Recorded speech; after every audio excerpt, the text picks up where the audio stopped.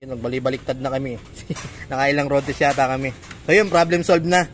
Step by step troubleshooting po. Wala po kami pinilitan ng pyesa. So,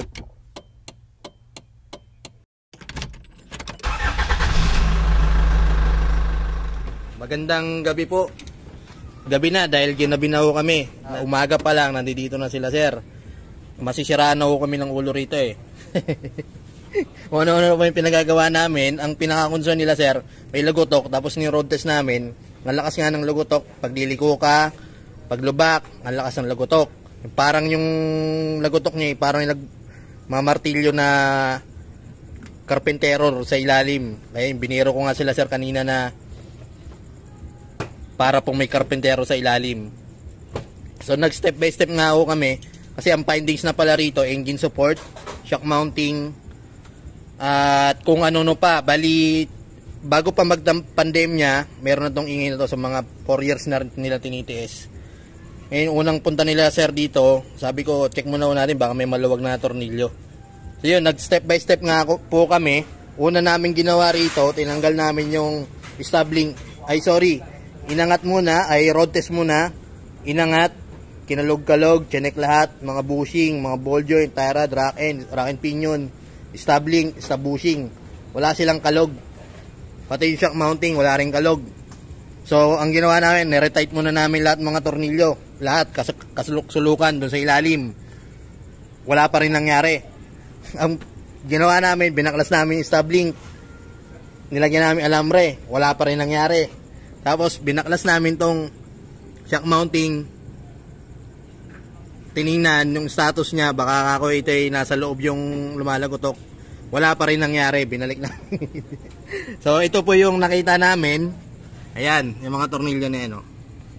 Medyo kung ako po yung titingin, parang napakalabo po na pwedeng pagmulan to. So inigpitan namin yung mga tornilyo dyan. Tapos ni-road test namin. Kami muna ng kasama ko. Tapos sila sir, pinatalon-talon na raw nila kanina. Nawala na raw.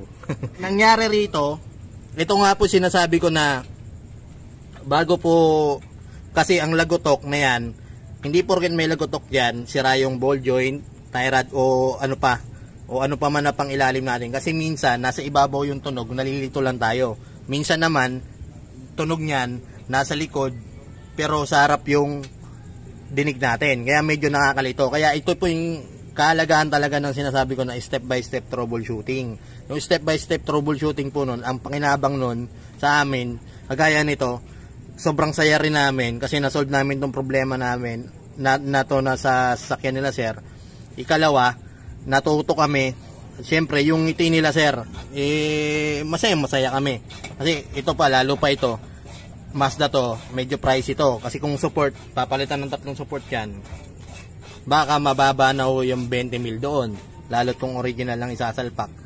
Tapos ang naging problema lang pala, may maluwag na tornilyo. So yun, bago po, pag may lagotok ng sasakyan ninyo, bago po ipagawa o kung ano-ano mang sabihin, ipa-troubleshoot nyo muna po. Kaya mag-alinlangan na ho kayo dyan pagka yung sasakyan ninyo may lagotok, tapos pinarada ninyo, sinabi, shock absorber, stabling, ball joint, kung ano-ano pa, nang hindi man lang nila-road test, nang hindi man lang tinotroubleshoot, mag-alangan na ho kayo doon. Kasi ganun yung nangyari kay sir eh. Medyo nag-alangan si sir kasi gawa ng, siguro hindi rin kumbinsido si sir sa pag-check.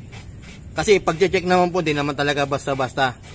Kaya nga yun yung tinatawag na step by step troubleshooting. Wala ka muna papalitan ng pyesa. At lilinawin ko lang sa mga car owner, kung sakali na may nakita dyan na sira na pyesa, papalitan nyo na po yun.